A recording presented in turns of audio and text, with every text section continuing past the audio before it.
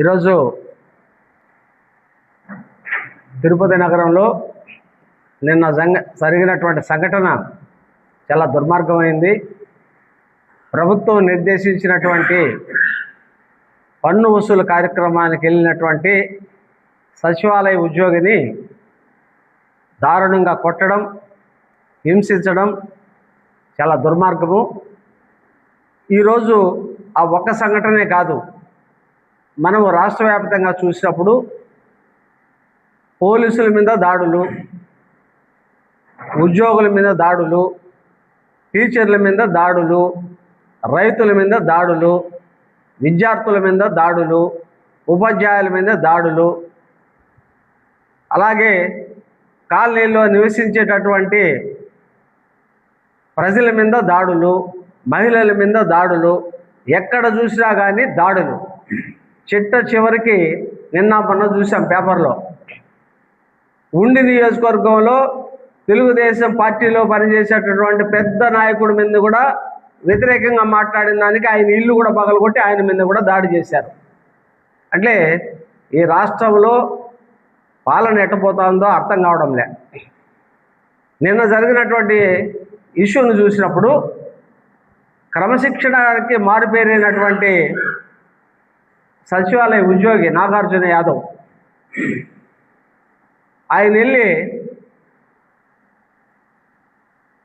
Commissioner గారు order మేరకి, ప్రభుత్వ ఆర్డర్ మేరకి పద్ధతిగా పన్ను వసూలు కోసం అడిగితే లోగా తీసుకెళ్ళి మమ్మల్ని పన్ను అడుగుతామని కొట్టినటువంటి విధానం ఏదైతే ఉందో ఈ రాష్ట్ర ప్రభుత్వ పాలనకి అర్థం పడతా ఉంది. ఎందుకంటే ప్రజాస్వామ్యంలో ఇక ఎక్కడ కూడా పన్నులు కూడా వసూలు చేయలేరు, ప్రభుత్వ పనులు ఎక్కడ కూడా సాగవు. ఎవరు అధికారంలో ఉంటే, అంటే మేము అధికారంలో ఉంటే కూడా మేము పన్నులు కట్టాలనా? మేము అధికారంలో ఉంటే ఉద్యోగులు మమ్మల్ని ప్రశ్నిస్తారా? మేము అధికారంలో ఉంటే మేము హత్యలు చేస్తే కూడా మా మీద కేసులు కడతారా? మేము రేపులు చేస్తే మా మీద కేసులు కడతారా? నిన్న చూసాం నెల్లూరు జిల్లాలో ఈ విచారంలో పట్టుబడినటువంటి నాయకుడు లాడ్జీలోకి వెళ్ళి సంప్రదింపుల కోసం పోయినాడని పోలీసులు చెప్తారు. ఇంకా ఎక్కడికి వెళ్తా ఉంది సమాజము అర్థం కానిటువంటి పరిస్థితి.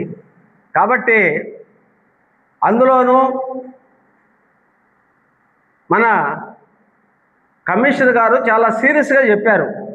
సచివాలయ ఉద్యోగులంతా కూడా ఇది అన్యాయమని గట్టిగా నినదించినారు, ధర్నాలు చేస్తున్నారు.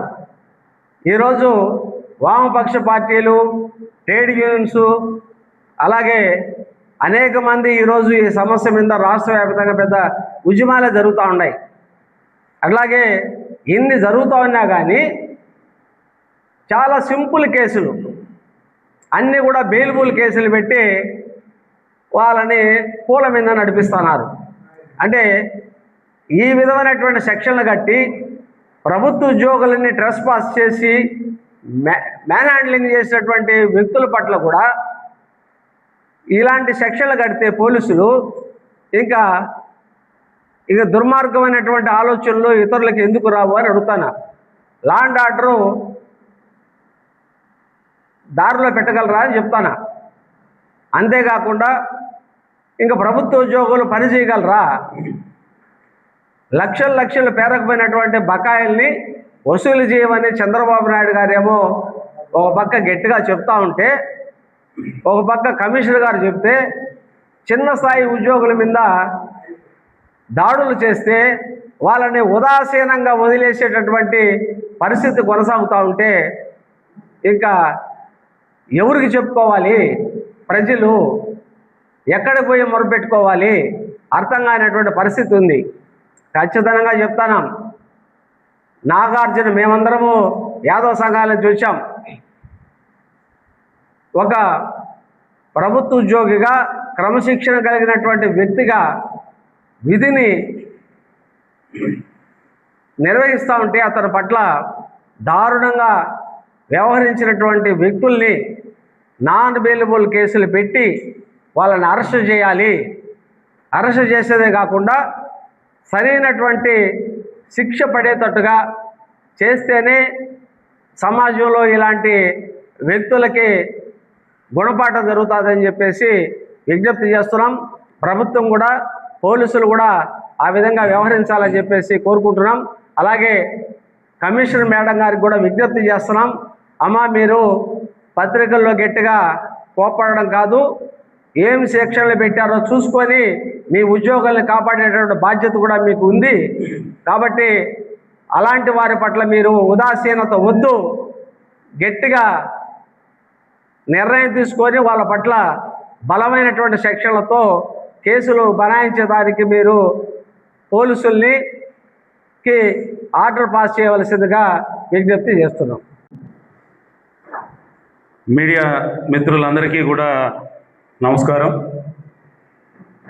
ఏదైతే తిరుపతిలో పట్టపగలు నిన్న జరిగినటువంటి సంఘటన చాలా అమానుషమైనది.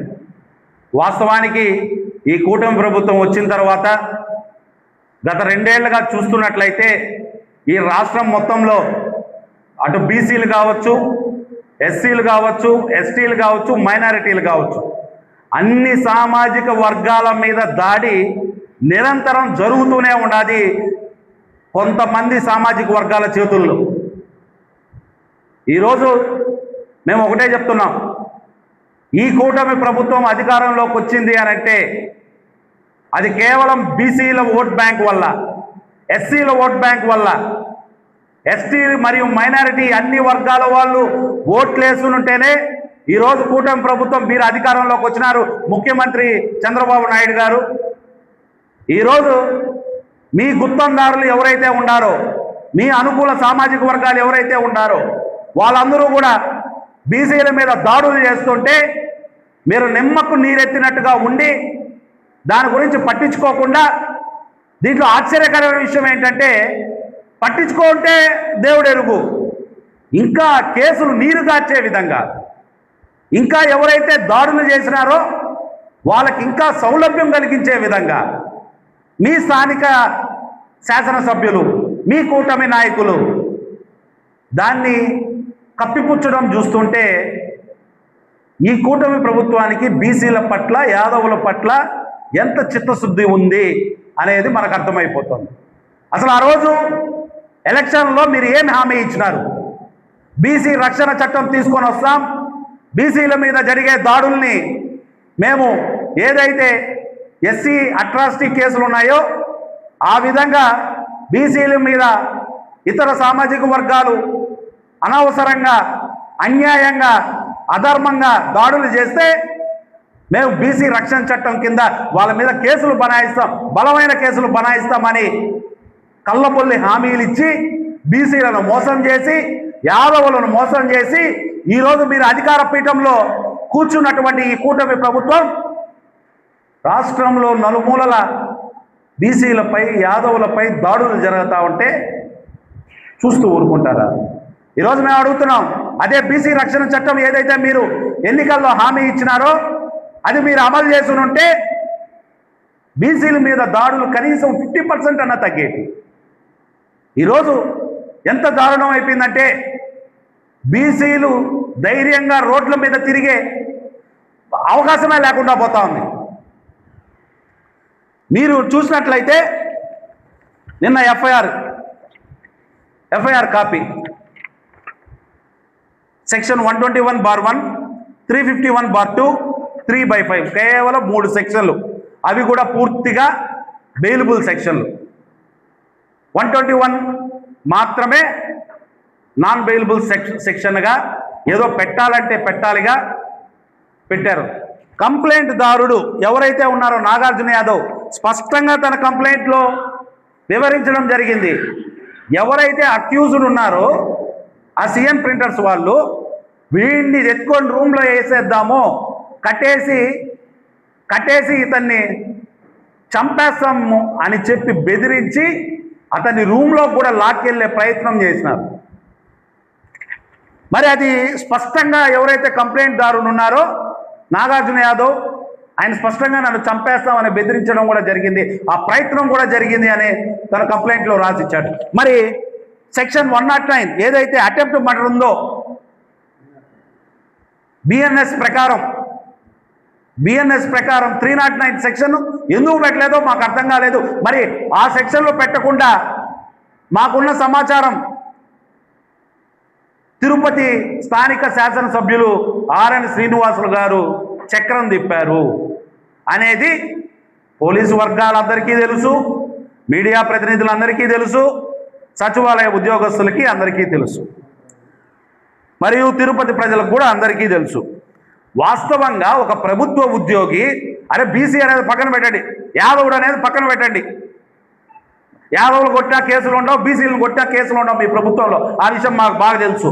ఒక ప్రభుత్వ ఉద్యోగి మీద దాడి చేస్తే, అతనికి ఆటంకం కలిగిస్తే బిఎన్ఎస్ ప్రకారం సెక్షన్ 221, సెక్షన్ 132 మరియు సెక్షన్ 109 ఈ మూడు సెక్షన్లు ఖచ్చితంగా పెట్టాలి. ఇది ఏ సామాజిక మాధ్యమం అయిన చాట్‌జీపీటీని కానీ అడిగితే కూడా చెప్పేస్తుంది. మరి పోలీసు వారికి ఎందుకు ఈ సెక్షన్లు కనపడలేదు అనేది మాకు అర్థం కావట్లేదు. మరి ఈ సెక్షన్లు అంతా ఎందుకు కనపడలేదు? మేము ఒకటే అడుగుతాం తిరుపతి శాసనసభ్యులు ఆర్ఎన్ శ్రీనివాసరావు గారు, మీకు బీసీల మీద దాడి జరిగితే మీకు పట్టదా? యాదవుల మీద దాడి జరిగితే మీకు పట్టదా? మీకు పట్టకపోగా కేసు నీరు కార్చే పని చేస్తున్నారా? ఇదేం అన్యాయం?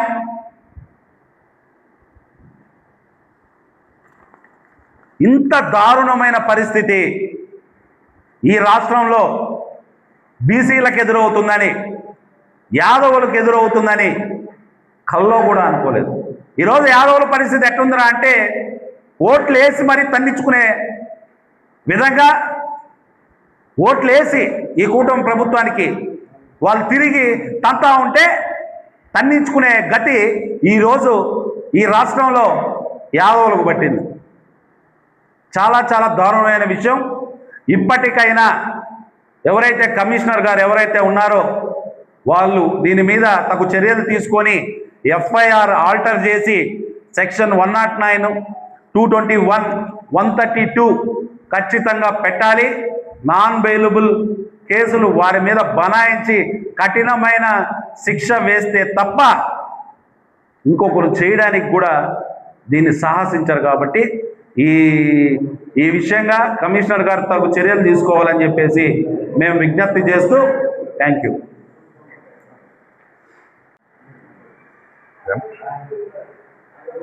నిన్న జరిగినటువంటి దాడిని చూస్తుంటే ఆంధ్రప్రదేశ్లో 6 దాడులు, 10 రక్తపు ఏరుల్లా సుభిక్షంగా చాలా విఘాతంగా రాష్ట్ర ప్రభుత్వం, రాష్ట్ర పరిపాలన సాగుతుందని తెలుస్తుంది. ఈ దాడిని యాదవ వర్గంగా మేము ఖండించడంలో పెద్ద అతిశయోక్తి కాదు. కానీ ఈ దాడిని ఎలా మేము తీసుకుంటున్నామరా అంటే, రాష్ట్ర ప్రజల్లో ఒకటిగా అక్కడికి వెళ్ళింది సాదాసీదా వ్యక్తి, అతన్ని పంపించింది తిరుపతి కమిషనర్ గారు, వసూలు చేయమని చెప్పింది మున్సిపల్ శాఖ మంత్రి గారు, వీళ్ళందరికీ ఆదేశాలు ఇచ్చింది చంద్రబాబు నాయుడు గారు. అంటే ఈ దాడిని ఎలా తీసుకోవాలా? ఒక నాగార్జున యాదవ్ మీద చేసిన దాడి కాదు, తిరుపతి కమిషనర్ గారి ఆదేశాల మీద దాడి. ఇది పురపాలక శాఖ మార్తీలపైన ఆదేశాలపైన దాడి. సాక్షాత్తు రాష్ట్రాన్ని ఏదో అగ్రవర్ణంగా తీసుకొని పోతాం, ఆర్థికంగా ముందుకు తీసుకొని పోతామన్నా చంద్రబాబు గారి ఆశయాలపైన దాడి, చంద్రబాబు గారి ఆలోచనలపైన దాడి, రాష్ట్ర ప్రయోజనాలపైన దాడిగా దీన్ని వర్ణిస్తాను. అయ్యా, కూటమి ప్రభుత్వమే మీ ప్రభుత్వంలో ఉండే అధికారులు, మీ ప్రభుత్వంలో మంత్రులు ఇచ్చిన ఆదేశాలపైన నిన్న ఒక దాడి జరిగితే దానికి మీరే సమర్థిస్తున్నారా అంటే రాష్ట్ర ప్రజలు ఇంకా పక్క రాష్ట్రాలకి చెప్పుకోవాలా మన బాధనంతా.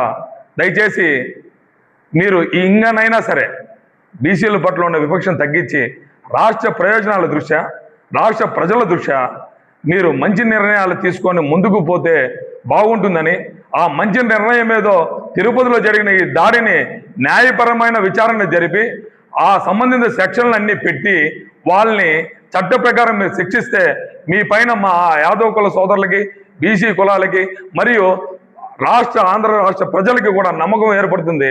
ఇక్కడ అతన్ని కొట్టిన ఒక ఉద్యోగస్తుడు సామాన్యుడు కావచ్చు, కానీ తన వెనకాల ఉన్న పవర్ ఎంత పెద్దది.